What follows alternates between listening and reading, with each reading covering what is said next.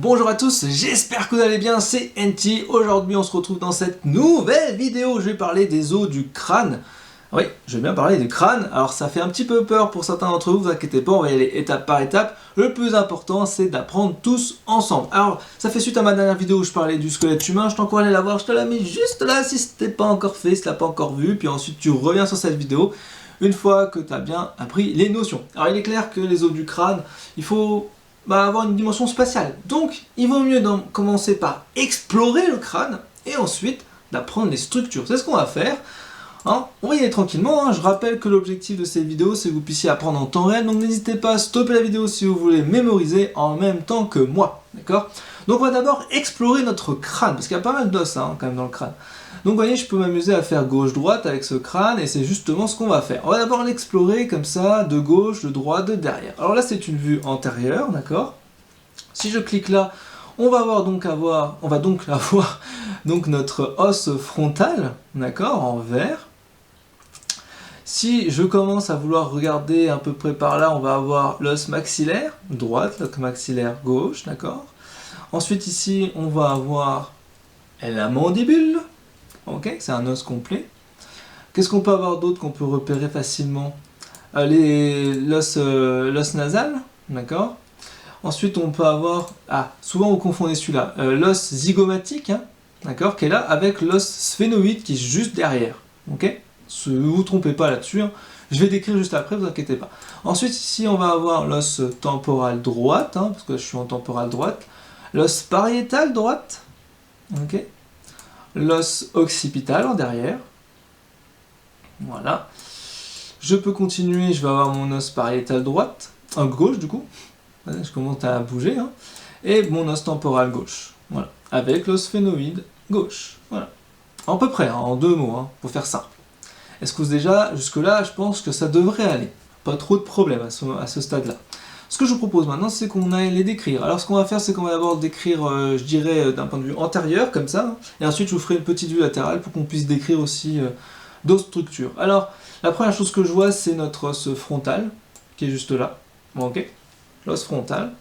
Ensuite, on va avoir, sur les côtés, ça va être un peu plus difficile à décerner, mais en gros, on a l'os pariétal droite, l'os temporal droite, je peux faire la même chose de l'autre côté, l'os pariétal gauche, temporal gauche.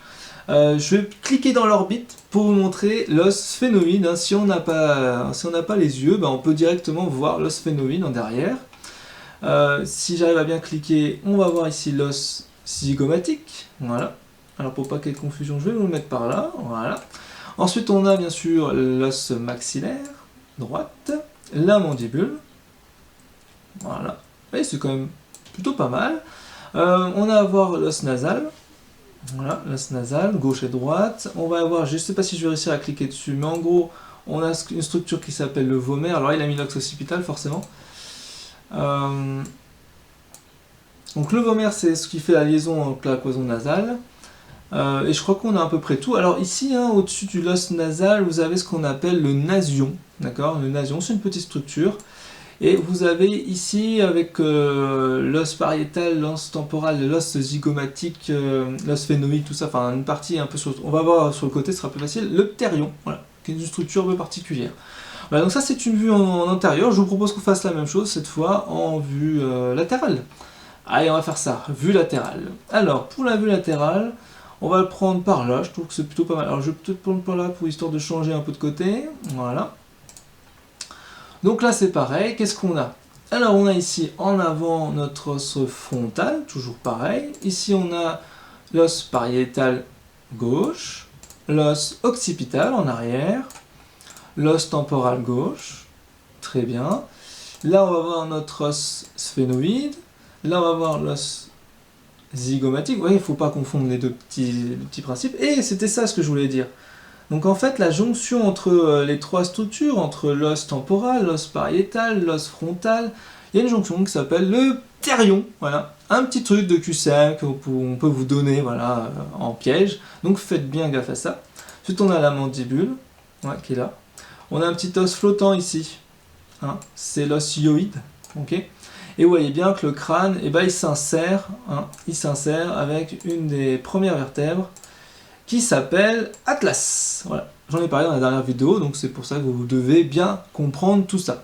Ok? Donc là, j'en ai fini avec les différents os du crâne. Je pense que c'est pas mal, hein, en vue antérieure, en vue latérale.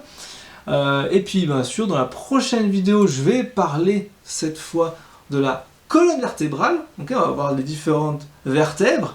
Je vais vous expliquer la vertèbre en détail, d'ailleurs, c'est super important de bien maîtriser ça. Et puis, bien entendu, hein, sur les os du crâne, il y a beaucoup plus de choses à connaître, mais je vous donne vraiment l'essentiel que vous puissiez maîtriser ça.